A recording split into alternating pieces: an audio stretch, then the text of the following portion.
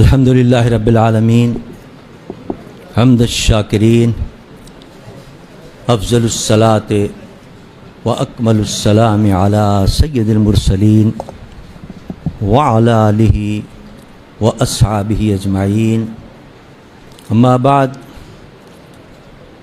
فاعوذ باللہ من الشیطان الرجیم بسم اللہ الرحمن الرحیم وَأَطِيعُوا اللَّهَ وَرَسُولَهُ وَلَا تَنَازَعُوا فَتَفْشَلُوا وَتَذْهَبَ رِيحُكُمْ وَاصْبِرُوا إِنَّ اللَّهَ مَعَ الصَّابِرِينَ صدق اللہ مولانا العظیم وصدق رسولہ النبی الکریم ونحن علی ذلک لمن الشاہدین والشاکرین والحمد للہ رب العالمین ان اللہ وملائکتہ یصلون علی النبی یا ایہا الذین آمنوا صلوا علیہ وسلموا تسلیما درشی پڑھ لیں اللہم صلی علی سیدنا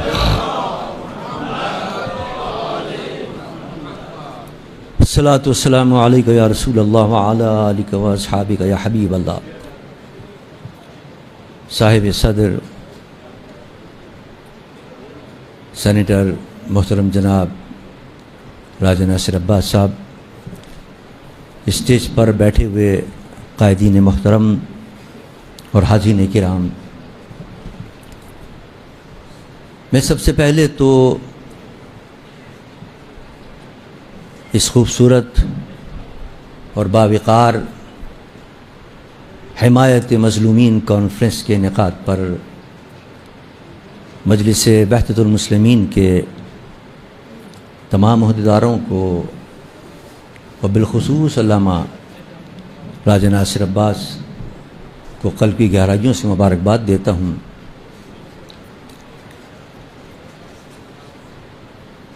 حقیقت یہ ہے کہ اس ملک کے اندر مظلومین کی حمایت کرنا ایک جرم بن گیا اور سب سے مشکل کام اگر ہے اس ملک کے اندر تو وہ مظلومین کی حمایت ہے۔ یعنی یوں سمجھے کہ جان ہتھیلی پہ رکھ کر پھر کسی مظلوم کی حمایت کر سکتا ہے کوئی شخص، لیکن لائق مبارکباد ہیں اور قابل سب تحسین ہیں علامہ راجہ ناصر عباس صاحب اور ان کے جو ساتھی ہیں، ہمیں اب چلے گئے ہمارے ساتھی ہمارے صاحبزادہ حامد رضا صاحب، یہ الحمدللہ مظلومین کی حمایت کے اندر ڈٹ کر کھڑے میں الحمدللہ، اور کسی چیز کی کوئی پرواہ نہیں کر رہے۔ مشکلات بھی آ رہی ہیں، پریشانیاں بھی آ رہی ہیں، دقتیں بھی ہیں، لیکن مظلومین کی حمایت میں الحمدللہ کھڑے ہوئے ہیں۔ لیکن اب سوال یہ کہ ہم غزہ کے مسلمان کس کرب سے دو چار ہیں، کشمیر کے مسلمان کس کرب سے دو چار ہیں، ہندوستان کے مسلمانوں پر کس طرح ظلم کے پہاڑ توڑے جا رہے ہیں، ہم کیسے ان کی مدد کریں؟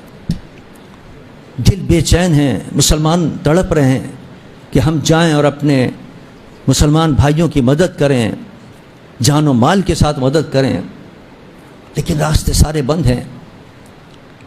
میرے خیال میں ان مظلومین کے ساتھ اگر آپ غور کریں تو سب سے بڑا مظلوم ہمارا پاکستان ہے۔ پاکستان کی اگر ہم مدد کریں، پاکستان جس ظلم کا شکار ہے اس ظلم سے اگر ہم نجات دلائیں اپنے اس ملک کو، تو یہ سمجھ لیجئے کہ سارے مظلومین کی خود بخود مدد ہوتی چلی جائے گی۔ آج پاکستان کو کمزور کیا جا رہا ہے، اقتصادی طور پر دیکھیے، معاشی طور پر دیکھیے، سیاسی طور پر دیکھیے، معاشرتی طور پر دیکھیے۔ اگر یہ مضبوط ہو تو پوری دنیا کے مظلوموں کی مدد کرے، لیکن قصداً اس کی معاشی حالات کو خراب کیے جا رہے ہیں، معاشرتی حالات خراب کیے جا رہے ہیں۔ آپ حیران ہوں گے، IMF سے قرض پہ قرض لیے جا رہے ہیں اور خوشخبریاں سنائی جا رہی ہیں کہ ہم نے بہت بڑا کارنامہ انجام دیا، حالانکہ اس کے نتیجے کے اندر روزانہ قیمتیں بڑھ رہی ہیں، غریبوں کے لیے زندگی تنگ ہو رہی ہے، جبکہ اس کا ایک بہترین حل ہمارے سامنے موجود تھا. ابھی حال ہی کے اندر ایران کے صدر محترم تشریف لائے، محترم جناب ابراہیم رئیسی صاحب. ایران نے پہلے ہم سے ایک معاہدہ کیا ہوا ہے، گیس کا معاہدہ. وہ اپنے حصے کی پائپ لائن بنا چکے ہیں، ہمارے حصے کی ابھی تک پائپ لائن نہیں بنی. ان کے آنے پر ہونا تو یہ چاہیے تھا کہ خوشخبری سنائی جاتی کہ ہم اپنی پائپ لائن بنائیں گے اور پاکستان کے لیے آسانیاں پیدا کریں گے، گیس ہمیں ملے گی، لیکن کوئی خوشخبری نہیں سنائی گئی. ان کی طرف سے یہ بھی آفر آئیں، صاحب ہم بجلی آپ کو دینے کے لیے تیار ہیں، پیٹرول آپ کو دینے کے لیے تیار ہیں. یہ 3 چیزیں ہیں. اگر ان 3 چیزوں کی وافر مقدار پاکستان کو مل جائے اور رعایتی نرخ پر مل جائے تو پاکستان کی تمام معاشی حالات خود بخود درست ہوتے چلے جائیں گے. لیکن نہیں لینے کے لیے تیار ہیں، اس لیے کہ امریکہ کی دھمکی آ گئی ہے. اور اس کی وجہ سے اور میں حیران ہوں کہ معاہدے کر رہا ہے، چین بھی ان سے معاہدہ کر رہا ہے، ایران سے، ہندوستان معاہدے کر رہا ہے ایران سے، افغانستان معاہدے کر رہا ہے. وہ تو دھمکیوں سے نہیں ڈر رہے، لیکن ہم دھمکیوں سے مروب ہو کر اپنا نقصان کر رہے ہیں اور اپنے ملک کے مفاد کو نہیں سوچ رہے. ورنہ اقتصادی طور پر ہمارا ملک کہیں سے کہیں پہنچ جائے. سیاسی طور پر اب تری کا شکار ہے. جو لوگ اس ملک کے اندر عوام جن کو چاہ رہے ہیں ان کو نہیں آنے دیا جا رہا،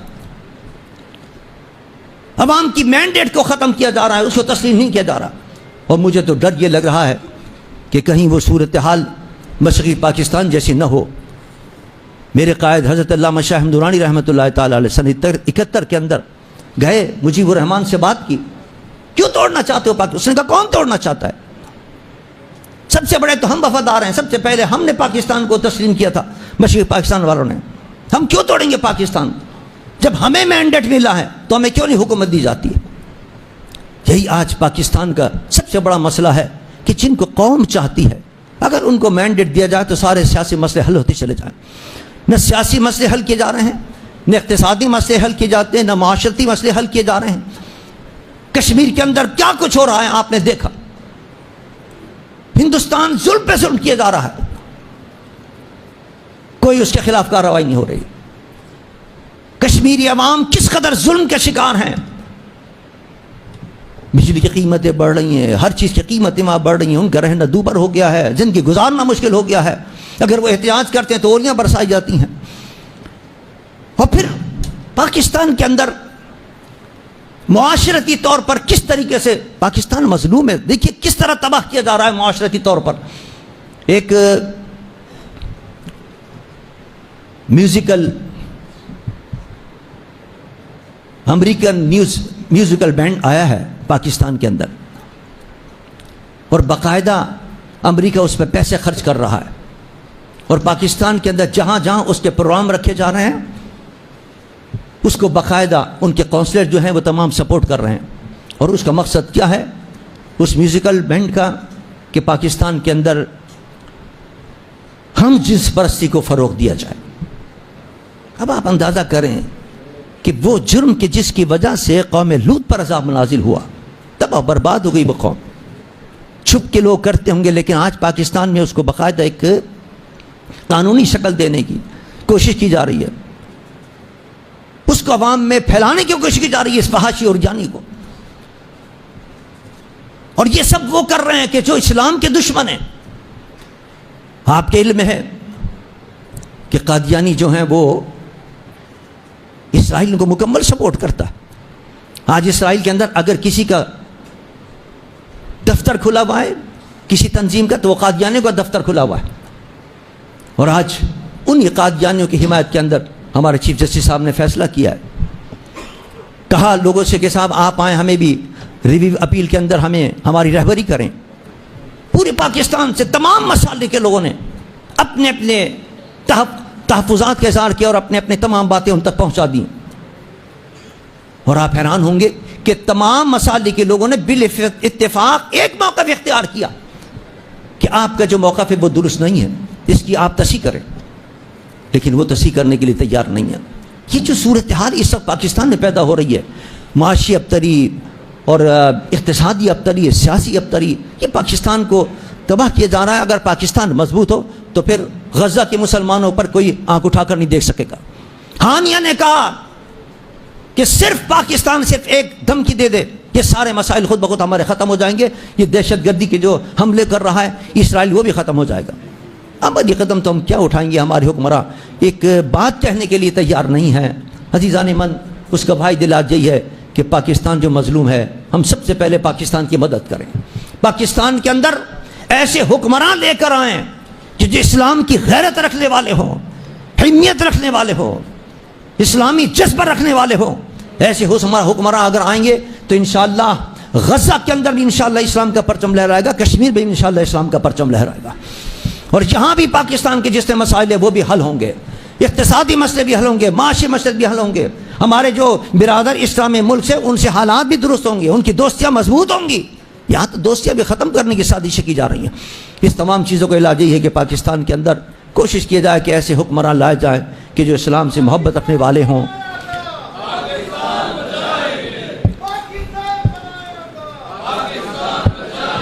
ہم نے کہا کہ اس سلسلے کے اندر جو یہ غزہ کا اہم مسئلہ ہے اس کو کیسے حل کیا جائے۔